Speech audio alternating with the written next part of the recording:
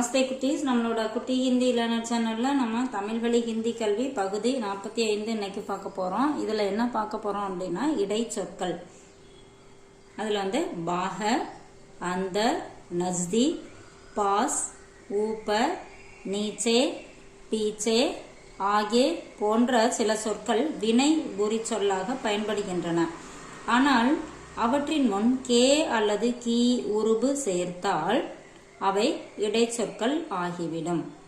இவை இரு சொற்களுக்கு இடையில் வந்து அவற்றின் நிலையை விளக்குவதால் இடைச்சொற்கள் எனப்படுகின்றன. இப்ப இங்க கொடுத்திருக்க அந்த வேர்ட்ஸ் எல்லாமே அது உரி சொல்லா இருக்கு. ஆனா அதோட அந்த கே கி உருபு சேர்க்கும் போது அது இடைச்சொல்லா மாறுது அப்படிங்கிறாங்க. இப்ப அதுக்கு உதாரணம் பார்ப்போம். கம்ரே கே அந்தர் தூர்தர்ஷன் ஹை. இங்க முன்னாடி கே வந்திருக்கு. அறையின் உள்ளே தொலைக்காட்சி உள்ளது.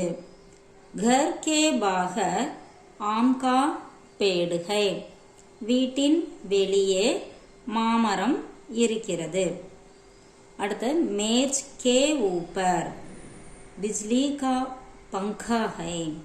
மேஜைக்கு மேலே மின் விசிறி இருக்கிறது. मेज के नीचे बिल्ली है. மேஜையின் கீழே பூனை இருக்கிறது. गाय के पीछे बछड़ा जाता है. பசுவின் பின்னால் கன்று செல்கிறது.